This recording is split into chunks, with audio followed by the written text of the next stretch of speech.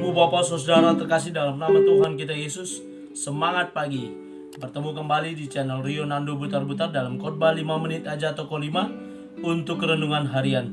Renungan pada hari ini saya ambil dari kitab Matius pasal 5 ayat yang ke-14.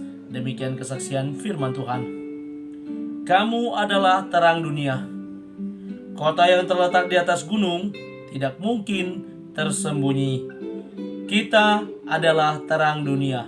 Ibu bapak saudara terkasih dalam nama Tuhan kita Yesus, ketika terjadi pemadaman listrik atau mati lampu bahasa kita, terang sekecil apapun sangat diperlukan. Apakah itu lilin, apakah itu mancis, apakah alat penerang lainnya, sangat diperlukan. Supaya apa? Di tengah kegelapan malam kita perlu terang yang mampu membuat kita, mengarahkan kita kepada suatu tujuan. Dan kehadiran dan ditemukannya sebuah terang itu sangat berarti bagi kita ketika dalam kondisi mati lampu. Dan saat ini untuk saja sudah ada handphone yang memiliki lampu sebagai pengganti untuk menerangi pada saat gelap. Sangat berarti diperlukan yang namanya alat penerang ketika kita berada dalam kondisi yang gelap.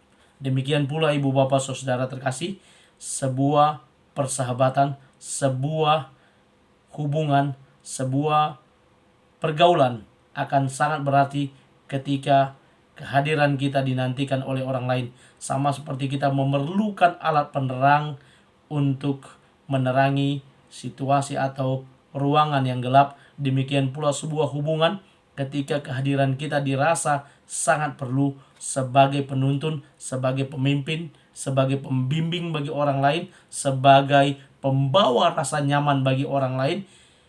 Sama dengan terang yang dibahas dalam firman Tuhan ini, di mana terang itu dikatakan kamu adalah terang dunia. Sebagai terang dunia tidak mungkin disembunyikan. Terang itu harus berada di sebuah tempat untuk menerangi yang gelap.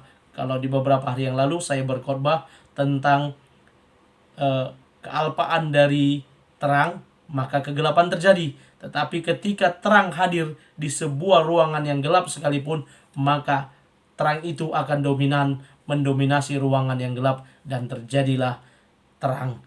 Orang bisa melihat, orang bisa meraba, dan bisa saling menyapa satu sama lainnya.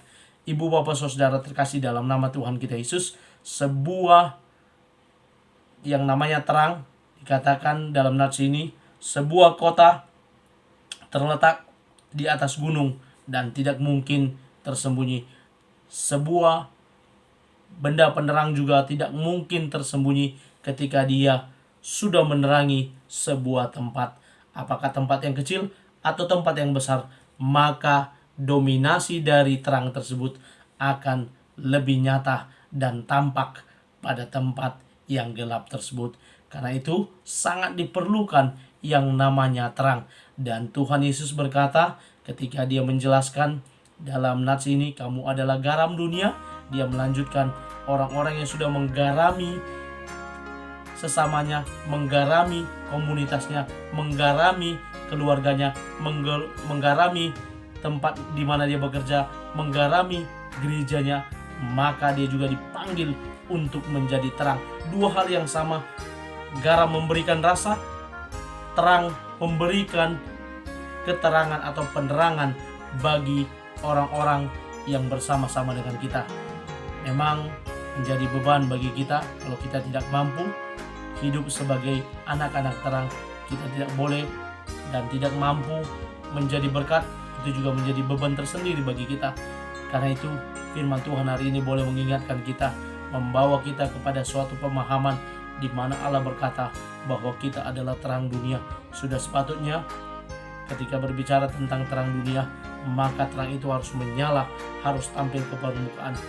Barangkali kita sudah ada saat ini untuk tampil ke permukaan, untuk menyatakan jati diri kita sebagai terang dunia ini, sebagai orang-orang yang patut menerangi sesama, sebagai orang-orang yang patut boleh menjadi berkat melalui cara hidup, melalui perkataan, melalui pergaulan, atau melalui apapun, mari kita nyatakan bahwa kita adalah terang dunia yang diutus Allah untuk menerangi dunia yang penuh dengan kegelapan ini.